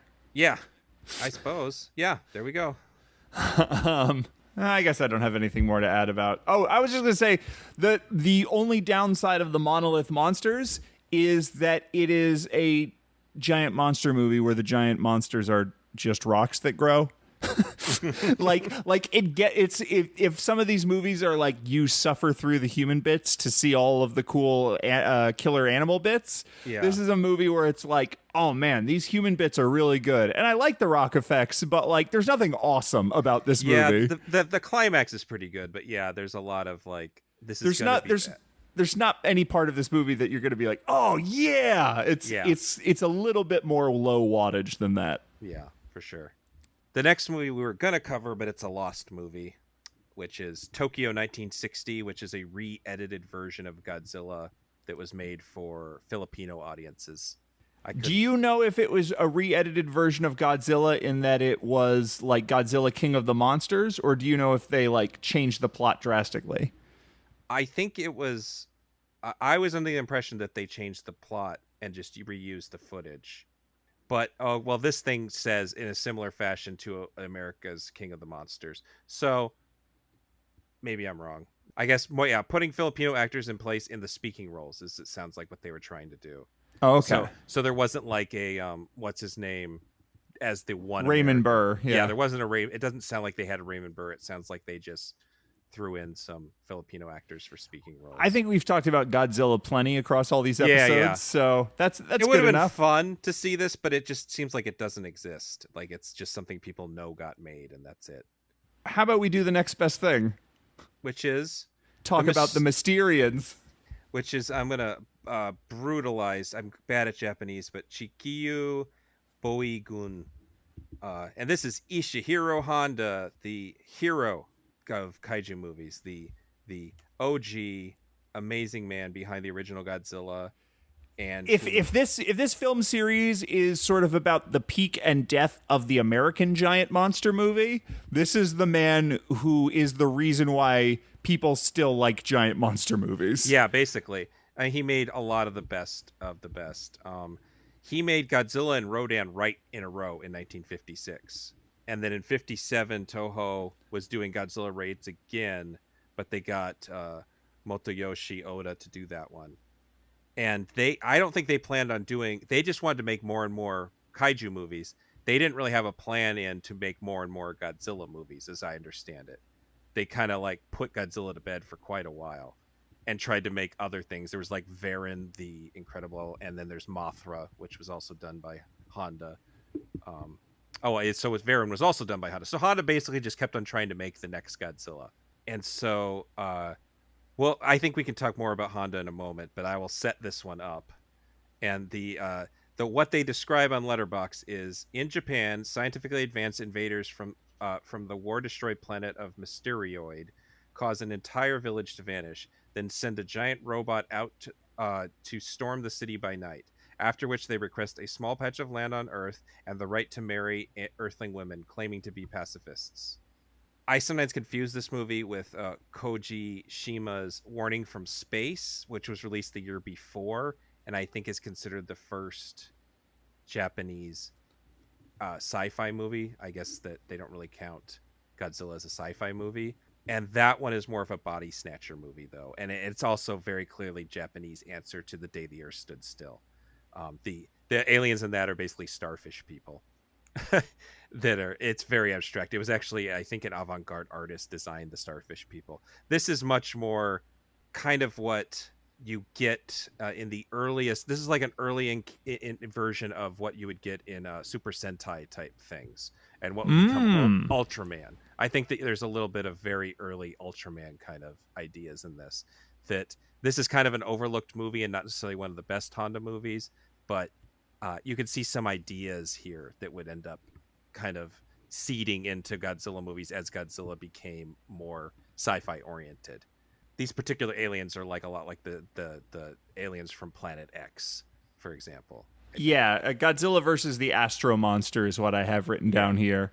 They wear the same sunglasses. Yeah, and they kind of look like Power Rangers. They have colored suits and hooded helmets. They're bad guys, and they're not controlling. They don't really control the robot from inside. And my memory was that they controlled the robot from inside, but it's just like a robot that runs around punching things. So this is a movie that I think on most levels sucks. But it has a great score. Mm-hmm. It has absolutely phenomenal special effects. Holy cow, the miniatures in I'm so glad that this came last, because like so much of the American films of this era are like, how do we do this without spending a lot of money? How do we? The Japanese movies are A pictures. As soon as Godzilla was a hit, they put. I mean, Japanese film studios just didn't have the money Hollywood did, but these are their A pictures for sure. These were not B. It's not like, well, okay, we have the one really good giant mantis, and then we're going to work ourselves around that. And like the rest of the movie will sort of fall into place, I guess, but really we're about this one giant puppet that we built or whatever. Like the Mysterians is like the art direction and the effects, and this is the only movie in color that we're covering. Yeah. The color photography is sumptuous and gorgeous and beautiful. Like, as just I want to experience a kaiju thing that is sort of groovy and aesthetically pleasing, the Mysterians is absolutely phenomenal, despite the fact that it doesn't really have anything in the way of characters or story, and it kind of is just a series of things that happens and then it ends. Yeah, and from what I understand, I think this was made in an effort to compete with American science fiction movies rather than to cash in on Godzilla and Rodan's success. That the way it's described in the couple books I found information about it, it's really being described as a sci-fi movie and not a monster movie.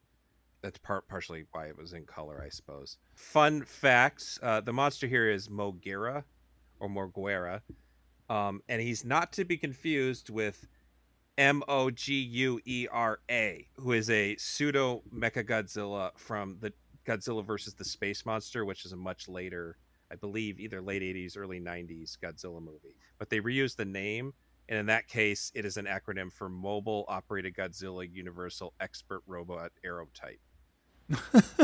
So that Moguera actually looks a lot like this one. So they definitely took the drill nose and the drill hands that this one has. They reuse those. So it's not just a coincidental name reuse. That the people who made that movie definitely had this movie in mind.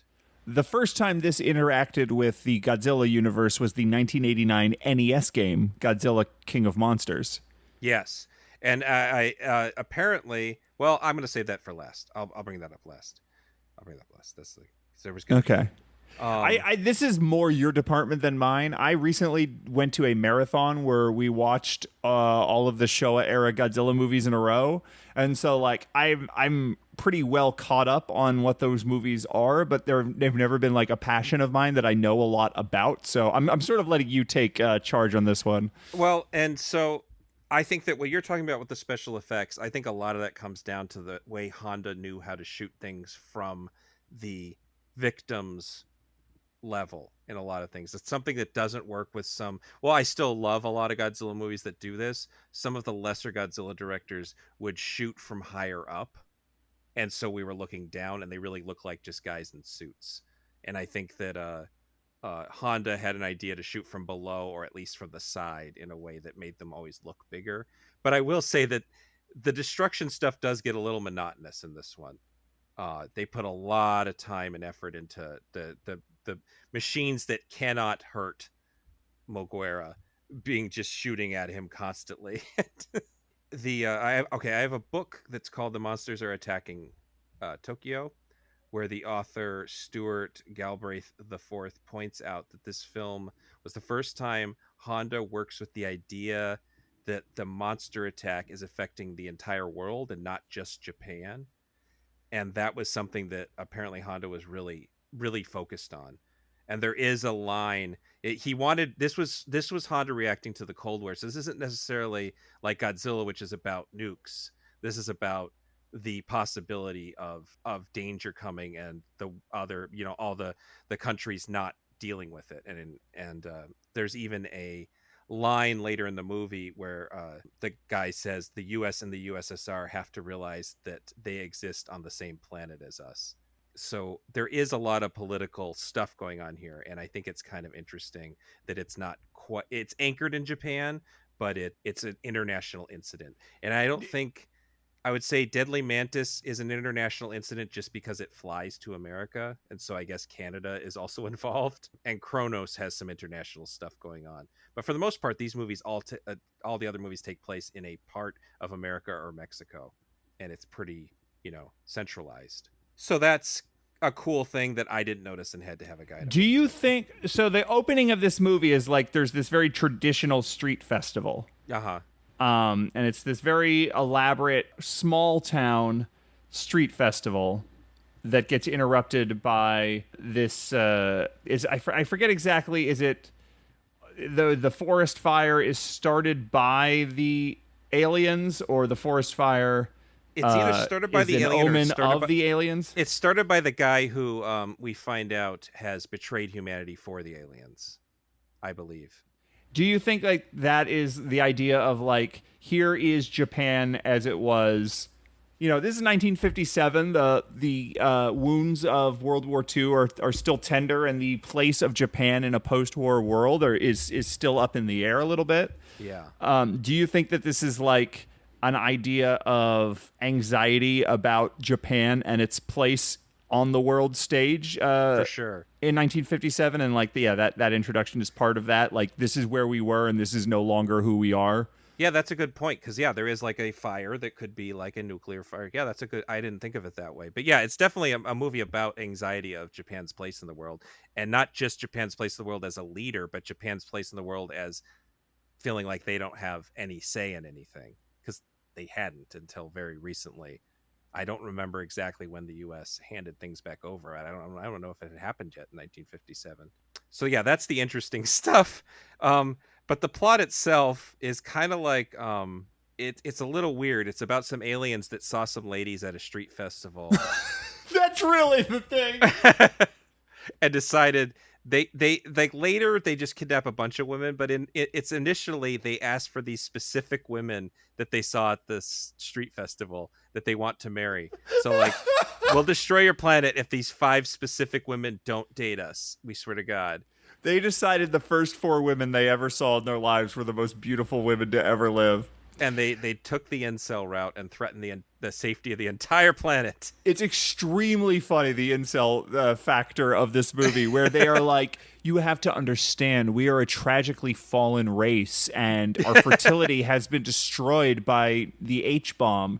And we as a race will go extinct unless we are able to repopulate. And we have so much that we can offer the planet Earth in exchange. This could be progress that sends us both into the future. By the way, we want these 4 women specifically. It's like, wait, Specifically.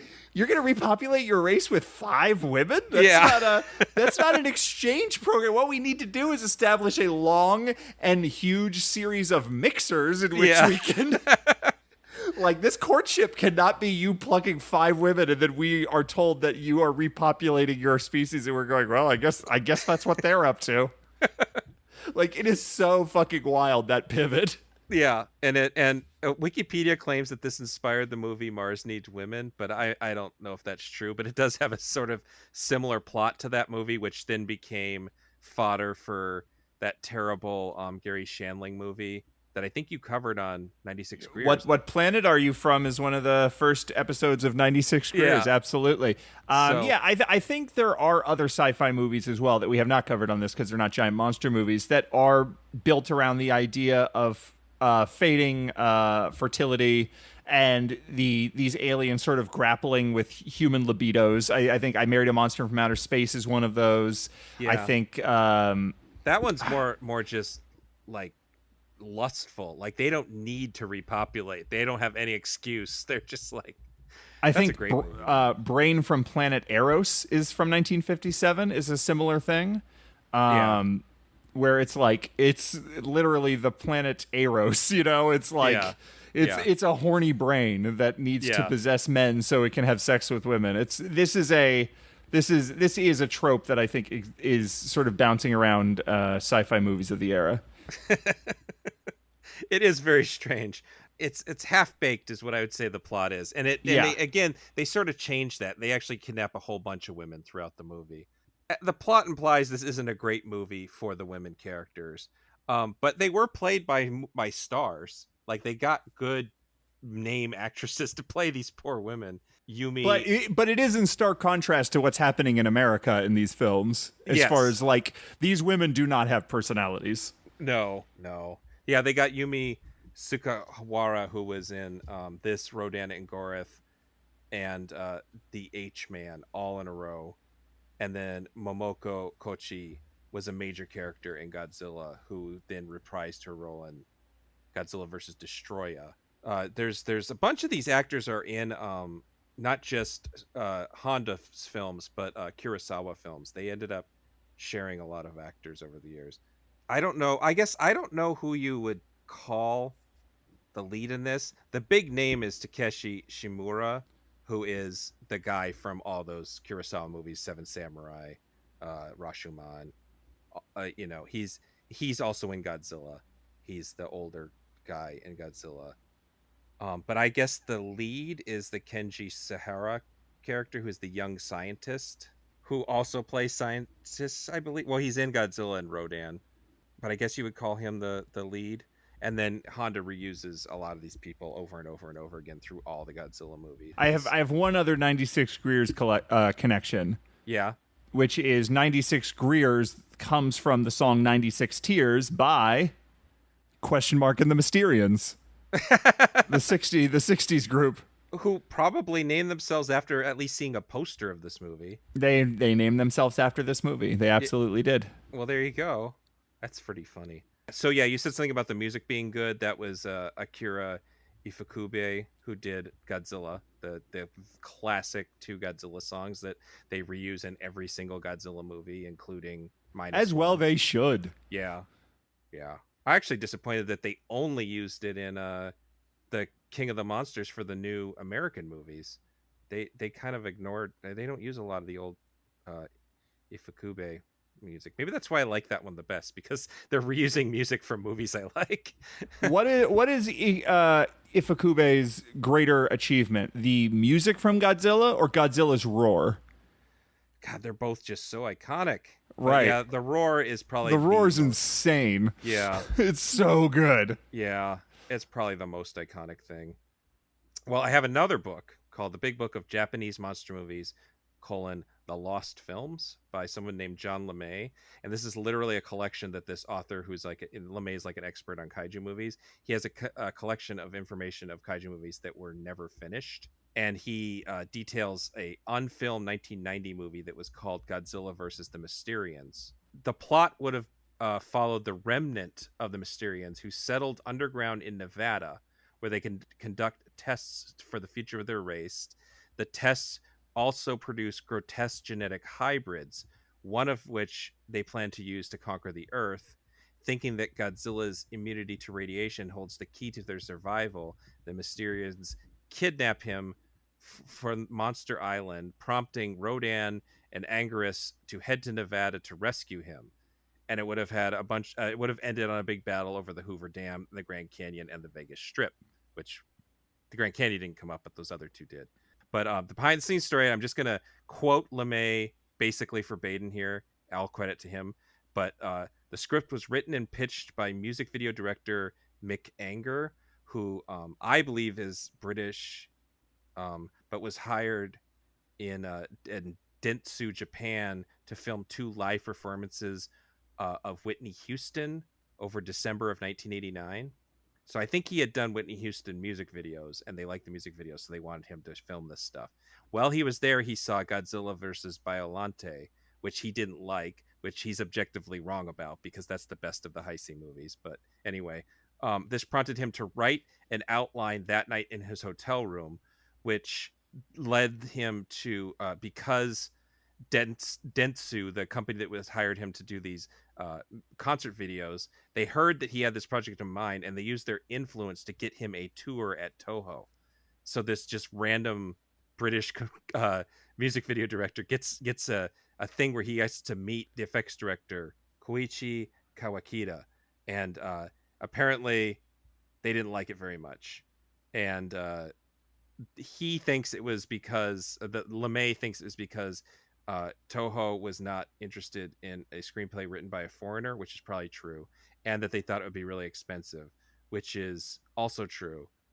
But it kind of sounds like an okay idea for an American set Godzilla movie, except for I just don't think Mysterians were a particularly memorable thing outside of Japan. No. So I don't know why he chose the Mysterians. He must have just liked that particular movie. I don't know. But it was weird that there was very briefly considered to be this bizarre sequel to be made. I don't think it was ever really seriously considered, but it's just funny. Last question, something that just occurred to me, because I watched Crazed Fruit recently.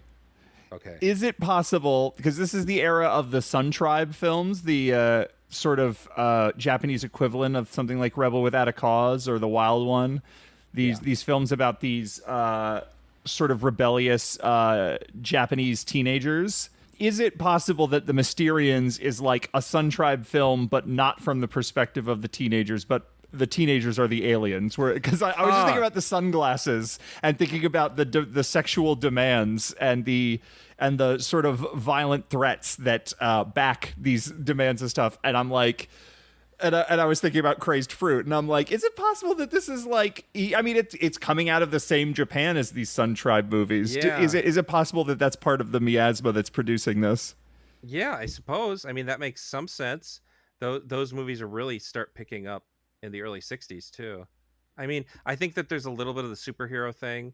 The Supergiant series was starting the exact same year this came out, but I think Crazed Fruit was 56, so that's why maybe yeah. I mean, it makes sense. I don't know if that was specifically what they went for, but yeah, the idea that it is in the miasma, I like that. Yeah. All right. Could be. Yeah. But yeah, I guess that's the end. We watched 2 other movies. Each of us watched one of them. They did not have giant monsters. No. One was Half Human, the story of the abominable snowman, Which is in the style of Godzilla King of the Monsters, a Japanese horror movie directed by Ishiro Honda, that has a bunch of American stuff shot for it, inserted into it. Absolutely horrible re-edit of this movie. The original film is not intact in the way that Godzilla King of the Monsters you can still kind of watch and follow. This is just like totally butchered and brutalized. Do not watch that movie. And then I watched, as I mentioned, The Incredible Petrified World by Jerry Warren, which was just an all-around bad movie that had the interesting factoid about the actress who played Lois Lane. It was also filmed in Colossal Cave, which is in Tucson, so I had to mention that. But otherwise, not much going on in that one. So that is our look at the giant monster movies of 1957 as we could watch them. So one we didn't cover because I already covered it. One we couldn't find because it doesn't exist anymore. But a pretty comprehensive look at a pretty seminal year. I think people, I think when the history of horror is discussed, I think often the 50s are painted with a very broad brush, as just, and then the 50s happened, and now let's get back to what we really consider horror, which is the 60s. Right. I think people have a conceptualization of the 30s and 40s and of the 60s and 70s and certainly 80s, 90s, all that. But I feel like the 50s kind of gets all talked about as if it is the same thing. And I like the opportunity to dive deep and see actually what was going on at that time. Yeah. And I was surprised. I was afraid that I wasn't going to enjoy this one because they were so similar. And the few I had seen, like The Giant Claw, were particularly awful. But then there's some good surprises. Yeah, I come out saying, I think that 20 Million Miles of Earth and Incredible Shrinking Man are 2 movies people already knew were pretty good, solid movies. And I think Quatermass 2 has a pretty good reputation. But for me, it was really about Kronos, Black Scorpion, and Monolith Monsters.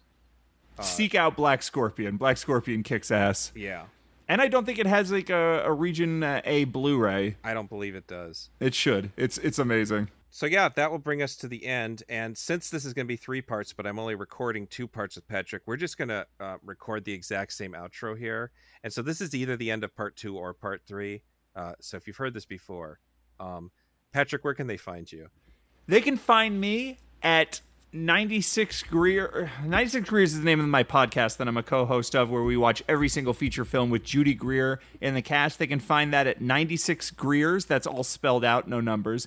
96greers.podbean.com. They can find me on Instagram at Uptown Song Club. They can find me on Blue Sky at Uptown Song Club. And then, as per usual, you can find me at the Genre Grinder website, at the Genre Grinder Facebook page, I guess the Genre Grinder Twitter page, which is at Genre Grinder. That I don't use my personal Twitter very often, but I do have a Blue Sky as Gabe Powers. Got in there early enough. And I have a letterbox under Gabe Powers, and we have a Genre Grinder / Gabe Powers Instagram at Genre Grinder Gabe. Until next time, just watch out for big animals. If they get too big, it's just no good. No good. Medium-sized animals, everybody. Yep. I'm talking lab or smaller. I got the radiation blues on a nuclear time, but they call me me Amazing Colossal Man. They call me Amazing Colossal Man.